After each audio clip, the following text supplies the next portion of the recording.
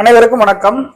இந்த காணொளி தமிழ் தேசியவாதிகளுக்கோ அல்லது நாம் தமிழர் கட்சிக்காரர்களுக்கோ இல்லை, அண்ணன் திருமாவளவன் அவர்களுக்கு தான் இந்த காணொளி நம்ம பதிவு செய்கிறோம். தொடர்ச்சியாக திமுகவால், திராவிட முன்னேற்ற கழகத்தால் அண்ணன் திருமாவளவன் அவர்கள் விமர்சிக்கப்படுகிறார், தீண்டாமை கொடுமைக்கு உள்ளாக்கப்படுகிறார், அவமதிக்கப்படுகிறார். ஆனாலும் அண்ணன் திருமாவளவன் அவர்கள் அதற்கு எந்தவித எதிர்வினையும் மாற்றாமல் தொடர்ச்சியாக திமுகவை ஆதரித்தே வருகிறார். இப்போ நம்ம ஒரு எடுத்துக்காட்டுக்கு சொல்றோம், எங்கேயாவது ஒரு இடத்துல பட்டியல் சமூக இளைஞர்கள் தீண்டாமை கொடுமைக்கு உள்ளாக்கப்பட்டு அவமதிக்கப்பட்டால் அந்த சமூகத்தின் தலைவன் அண்ணன் திருமாவளவன் அவர்கள், கிருஷ்ணசாமி அவர்களோ அரசின் கவனத்திற்கு அந்த பிரச்சனையை கொண்டு போறதுக்கு போராட்டங்கள், ஆர்ப்பாட்டங்கள் முன்னெடுப்பாங்க. இதுதான் உலக வழக்கம். ஆனா இங்க என்ன நடக்குதுன்னா, ஒரு சமூகத்தின் தலைவரான அண்ணன் திருமாவளவன் அவர்களை அரசாங்கமே தீண்டாமை கொடுமைக்கு உள்ளாக்குது, அவமானப்படுத்துது. குறைந்தபட்சம் அவருக்கு இந்த அரசாங்கம் எந்த அங்கீகாரத்தையுமே கொடுக்கல. இப்போ அண்ணன் திருமாவளவன் அவர்கள் வேங்கவேல் பிரச்சனை குறித்து பல முறை அரசாங்கம் தவறான அணுகுமுறையில போகுது அப்படின்னு சுட்டி கட்டிட்டாரு. காவல்துறை ஒருதலை பட்சமா தான் விசாரிக்குது, குற்றச்சாட்டு வச்சுட்டாரு. அதுக்கு எந்த பாசிட்டிவான பதிலும் ஃபர்ஸ்ட் இல்லை. ரெண்டாவது, அண்ணன் திருமாவளவன் அவர்கள் ஒரு எம்பி, அது அவரும் மறந்துடுறாரு, இந்த அரசாங்கமும் மறந்துடுது.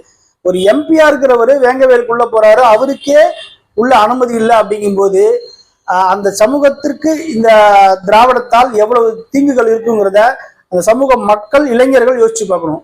இப்போ ஐயா ரவீந்திரன் துரைசாமி அவர்கள் ஒரு காணொலியில் சொல்றாரு, 2021 திமுக வென்றதற்கு அடிப்படை 2 சமூக மக்களுடைய வாக்குதான். ஒன்று பட்டியல் சமூகம், திருமாவளவன் கூட இருக்கிறது. 2வது இஸ்லாமிய சமூகம்.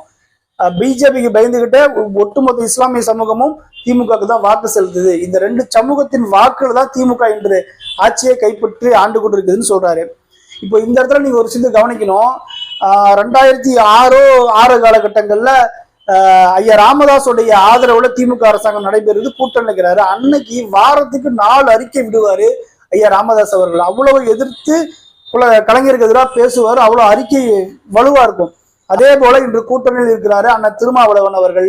ஆனா அவர் இந்த அரசாங்கத்தை எதிர்த்து எந்த விமர்சனமும் வைக்க தயங்குறாரு. அது மட்டும் இல்லாம அவருக்கு எதிராக இந்த அரசாங்கம் 1000 செயல்பாடுகளை முன்னெடுக்குது.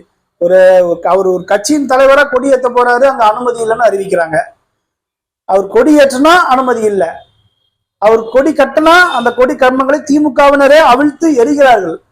ஒரு கட்சியின் தலைவருக்கு எந்த குறைந்தபட்ச மரியாதை கூட இல்லை. ஏன், ரொம்ப நாளைக்கு முன்னாடி அண்ணன் திருமாவளவர்கள் கீழே உட்கார்ந்து மாதிரி ஒரு புகைப்படம் வெளியிருந்துச்சு. அதுக்கப்புறமேட்டு பாத்தீங்கன்னா கொஞ்ச நாளைக்கு முன்னாடி அமைச்சர் ராஜகண்ணப்பன் அவர்கள் சந்திக்க போகும்போது பக்கத்துல சோபா இருந்தாலும் அவர் எங்க உட்கார வைக்கப்பட்டார், ஒரு பிளாஸ்டிக் சேர் போட்டு உட்கார வைக்கப்பட்டார். இன்றைக்கு அண்ணன் திருமாவளவன் அவர்களை ஒரு சேர் தள்ளி விட்டு தான் உட்கார வைக்கிறாரு உதயநிதி ஸ்டாலின் அவர்கள். ஏன், பக்கத்துல உட்கார்ந்தா என்ன ஆயிடும், தீண்டாமையா? அப்படின்னா சமூக நீதி சரோஜா தேவியின் வாய்க்கிலேயே பேசுற இந்த திமுக அரசாங்கம் எல்லாமே பேச்சுல மட்டும்தான் இருக்கும். நம்ம ஸ்டாலின் ஒரு முறை சொன்னாரு, சீனி சக்கர சித்தப்பா ஏற்றுல எழுதி நக்கப்பா அப்படின்னாரு. அது மாதிரிதான் இருக்கு இந்த திமுக ஆட்சி. பேச்சுல மட்டும்தான் சமூக நீதினு பேசுவாங்க. செயல்ல பாத்தீங்கன்னா அந்த சமூக நீதிக்கு எதிராக செயல்படுவதை தான் திமுக தன்னுடைய தொடர்ச்சியாக வைக்கிறது. இதை அண்ணன் திருமாவளவன் அவர்கள் தயவு செய்து ஆய்வு செய்ய வேண்டும். தன்னுடைய சுயமரியாதை முழுவதையும் இழந்து இந்த திமுக கிட்ட அடிமையாகவும் கொத்தடிமையாகவும் இருந்து அவர் இந்த சமூகத்துக்கு செய்யறதுக்கு ஒண்ணும் இல்லை. 850 கோடி தாக்கோல ஒதுக்கிய பணத்தை தான் கலைஞர் இலவச டிவிக்கு எடுத்து கொடுத்தாருன்னு ஐயா சேகு தமிழரசன் ஒரு குற்றச்சாட்டை முன்வைக்கும் போதும் அதை எதிர்த்து அண்ணன் திருமாவளவன் எந்த எதிர்ப்பினையும் ஆற்றல. இன்னைக்கு தாக்கோ சொல்லுது 5300க்கு மேற்பட்ட கோடிகளை செலவு செய்யாமல் தாக்கோ நிறுவனத்துல ஒதுக்கப்பட்ட தொகை அப்படியே இருக்குதுன்னு ஒரு குற்றச்சாட்டு வைக்கிறாங்க.